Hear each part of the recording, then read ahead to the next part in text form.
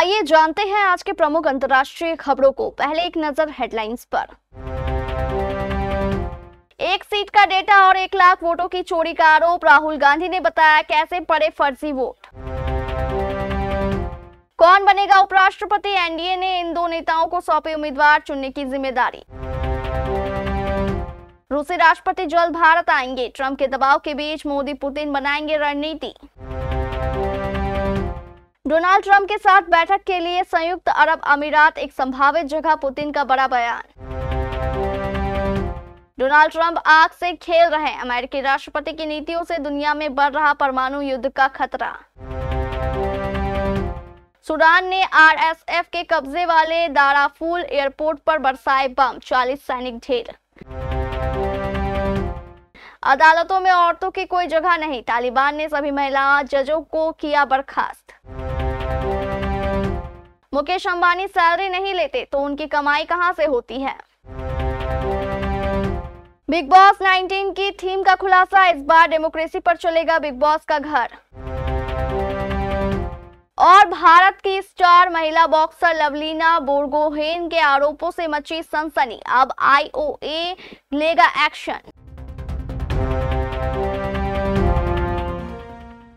राहुल गांधी ने कहा कि हमने चुनाव आयोग से डिजिटल वोटर लिस्ट मांगी, लेकिन आयोग मदद करने को तैयार नहीं। वोटिंग सेंटर्स की सीसीटीवी फुटेज डिलीट करने की बात चुनाव आयोग की तरफ से की गई और यह सब बहुत हैरानी वाला है। कांग्रेस नेता और लोकसभा में नेता प्रतिपक्ष राहुल गांधी ने एक बार फिर चुनावी प्रक्रिया पर गंभीर सवाल उठाए हैं। उन्होंने गुरुवार को प्रेस कॉन्फ्रेंस कर पार्टी की तरफ से फेक वोटर की पहचान के लिए कराई गई जांच की डिटेल मीडिया के सामने रखी। उन्होंने कहा कि वोट संविधान की नींव है, लेकिन क्या सही लोगों को वोट देने का अधिकार हासिल है या फिर फर्जी मतदाताओं को लिस्ट में जोड़ा गया है। राहुल गांधी ने कहा कि बैलेट पेपर से वोट पड़ते थे तो पूरा देश एक दिन में वोट करता था, लेकिन अब ईवीएम से वोट पड़ते हैं तो यूपी, महाराष्ट्र जैसे राज्यों में 5-5 फेज और महीने भर में वोटिंग हो पाती है। उन्होंने कहा कि महाराष्ट्र में सिर्फ 5 महीने के भीतर 5 साल से ज्यादा नए वोटर जुड़े।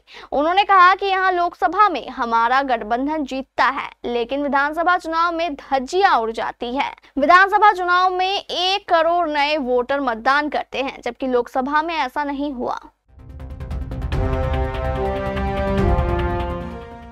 केंद्रीय मंत्री किरेन रिजिजू ने बताया कि राष्ट्रीय जनतांत्रिक गठबंधन यानी राजग ने गुरुवार को प्रधानमंत्री नरेंद्र मोदी और भाजपा अध्यक्ष जेपी नड्डा को सत्तारूढ़ गठबंधन का उपराष्ट्रपति पद का उम्मीदवार चुनने का अधिकार दिया। संसदीय कार्य मंत्री ने कहा कि यह सर्वसम्मति से लिया गया फैसला है। एनडीए नेताओं ने बैठक की और संसद के परिसर में भाजपा के प्रमुख नेताओं और उनके सहयोगियों की एक बैठक हुई, जिसमें यह फैसला लिया गया। बैठक में नड्डा के अलावा केंद्रीय मंत्री राजनाथ सिंह और अमित शाह, जदयू के ललन सिंह, शिवसेना के श्रीकांत शिंदे, तेदेपा के लवु श्रीकृष्ण देवरायलू और लोजपा के चिराग पासवान भी शामिल हुए। राजनाथ सिंह ने बैठक की अध्यक्षता की।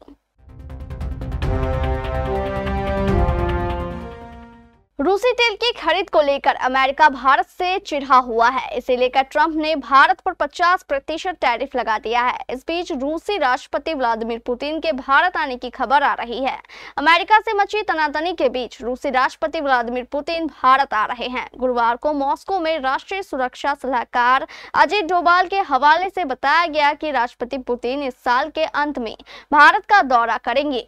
रूसी राष्ट्रपति के भारत दौरे की खबर ऐसे वक्त में आई है जब अमेरिकी राष्ट्रपति डोनाल्ड ट्रंप ने रूसी तेल की खरीद से नाराज होकर भारत पर टैरिफ 50% तक बढ़ा दिया है। रूसी न्यूज एजेंसी इंटरफैक्स ने अजित डोभाल के हवाले से पहले बताया था कि राष्ट्रपति पुतिन अगस्त के अंत में भारत का दौरा करेंगे। हालांकि बाद में खबर में संशोधन करते हुए एजेंसी ने बताया कि राष्ट्रपति पुतिन 2025 के अंत में भारत दौरे पर आएंगे।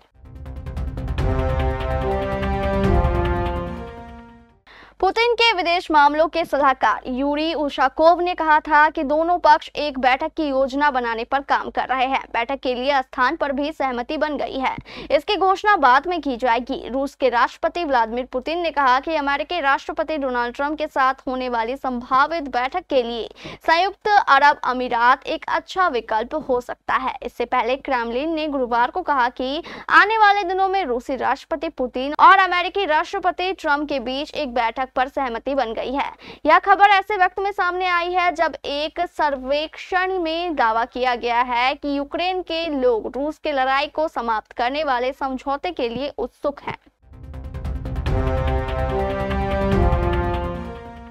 रूस ने ऐलान किया है कि वह परमाणु मिसाइलों से जुड़ी INF संधि से अलग हो रहा है। रूस ने अमेरिका के परमाणु पनडुब्बियों की तैनाती के जवाब में यह कदम उठाया है, जिसकी धमकी डोनाल्ड ट्रंप ने दी। यूक्रेन युद्ध के बीच अमेरिकी राष्ट्रपति डोनाल्ड ट्रंप की परमाणु नीतियों से दुनिया में परमाणु लड़ाई का खतरा बढ़ सकता है। रूस ने सोमवार को परमाणु क्षमता से लैस मध्यम दूरी की मिसाइलों की तैनाती पर रोक लगाने वाली नीतियों से खुद को अलग कर लिया। यह घटनाक्रम ऐसे समय पर हुआ है जब अमेरिका के राष्ट्रपति डोनाल्ड ट्रंप ने रूस की जल सीमा के पास परमाणु सबमरीन को तैनात करने का आदेश दिया। ट्रंप ने यह फैसला रूसी राष्ट्रपति व्लादिमीर पुतिन के करीबी पूर्व राष्ट्रपति दिमित्री मेदवेदेव की युद्ध की धमकी के बाद किया।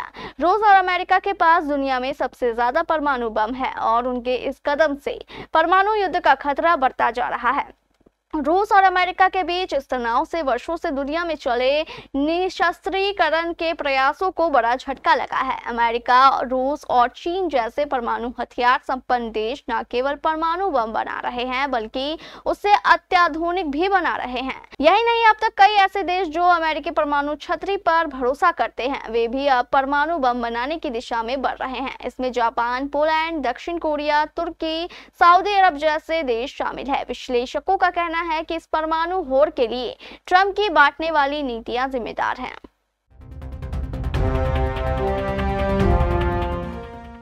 अफगानिस्तान के तालिबान सरकार पर महिलाओं के खिलाफ अत्याचार करने और उनके अधिकारों का उल्लंघन करने के आरोप लगते रहते हैं। अब एक संयुक्त राष्ट्र मानवाधिकार विशेषज्ञ की एक रिपोर्ट ने चौंका देने वाला खुलासा किया। संयुक्त राष्ट्र के मानवाधिकार विशेषज्ञ रिचर्ड बेनेट ने अपनी रिपोर्ट में अफगानिस्तान में तालिबान शासन पर गंभीर आरोप लगाए हैं। उन्होंने कहा कि तालिबान ने देश की न्यायिक और कानूनी व्यवस्था को महिलाओं और लड़कियों पर अत्याचार का जरिया बना दिया है, जो सीधे मानवता के खिलाफ अपराध के दायरे में आता है। 2021 में सत्ता में आने के बाद तालिबान ने अफगान संविधान 2004 और महिलाओं के अधिकारों की रक्षा करने वाले सभी कानूनों को निलंबित कर दिया। खास तौर पर वो ऐतिहासिक कानून भी खत्म कर दिया जो बलात्कार, बाल विवाह और जबरन निकाह जैसे 22 अपराधों को महिलाओं के खिलाफ हिंसा माना करता था।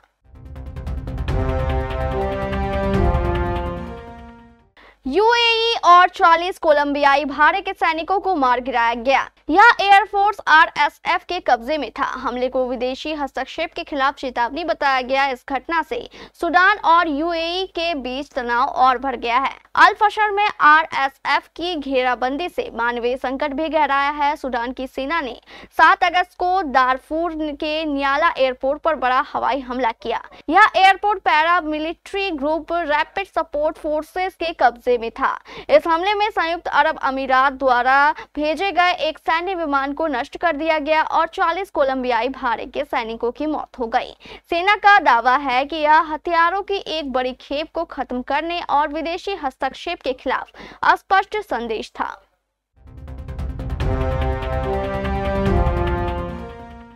एशिया के सबसे अमीर आदमी मुकेश अंबानी ने रिलायंस इंडस्ट्रीज से लगातार 5वें साल कोई सैलरी नहीं ली है।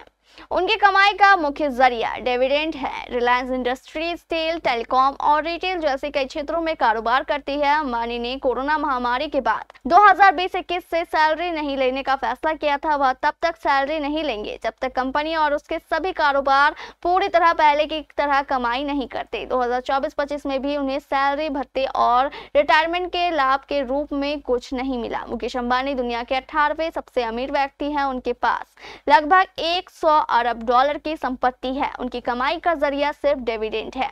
रिलायंस में उनके 1.61 करोड़ रुपए शेयर हैं। कंपनी ने 2024-25 के लिए प्रति शेयर 5 रुपए 50 पैसे का लाभांश घोषित किया है। इससे उन्हें 8.85 करोड़ रुपए की डिविडेंड इनकम होगी।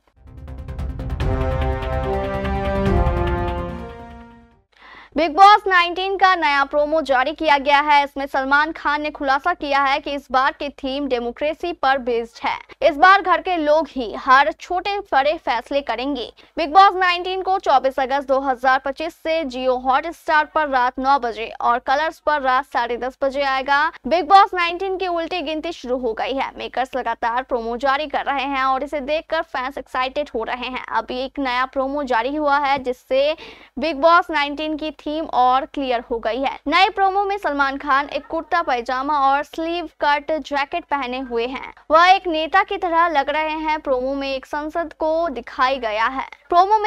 दिखाया गया है जिसमें कई सारे लोग चेयर पर बैठे हैं और सलमान खान अपने दमदार आवाज में सबको संबोधित करते हैं। प्रोमो शो की थीम घर वालों की सरकार की झलक दिखाती है। बिग बॉस के इतिहास में पहली बार घर वाले बड़े और छोटे फैसले लेने का अधिकार रखेंगे और परिणाम बिना किसी फिल्टर के होंगे।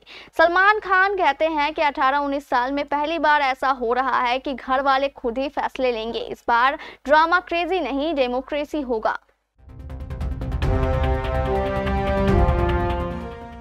मुक्केबाज लवलीना बोरगोहेन ने भारतीय मुक्केबाजी महासंघ यानी बीएफआई के कार्यकारी निदेशक कर्नल अरुण मलिक पर लैंगिक भेदभाव और अपमानजनक व्यवहार के गंभीर आरोप लगाए हैं। टोक्यो ओलंपिक में भारत को कांस्य पदक दिलाने वाली मुक्केबाज लवलीना बोरगोहेन ने भारतीय मुक्केबाजी महासंघ यानी बीएफआई के कार्यकारी निदेशक कर्नल अरुण मलिक पर लैंगिक भेदभाव और असामाजिक व्यवहार के गंभीर आरोप लगाए। मामले की जांच भारतीय ओलंपिक संघ यानी आईओए द्वारा गठित पैनल कर रहा है और जल्द ही इस पर रिपोर्ट सौंपी जाएगी। यह जानकारी भारतीय खेल प्राधिकरण यानी एसएआई के एक अधिकारी ने दी। लवलीना ने अपनी शिकायत सीधे खेल मंत्री मनसुख मांडविया, एसएआई के महानिदेशक टोप्स यानी target Olympic podium scheme IOA और बीएफआई को भेजी। शिकायत के मुताबिक 8 जुलाई को एक जूम बैठक में कर्नल मलिक ने न केवल अपमानजनक लहजे में बात की बल्कि उनकी उपलब्धियों को भी कमतर बताने की कोशिश की।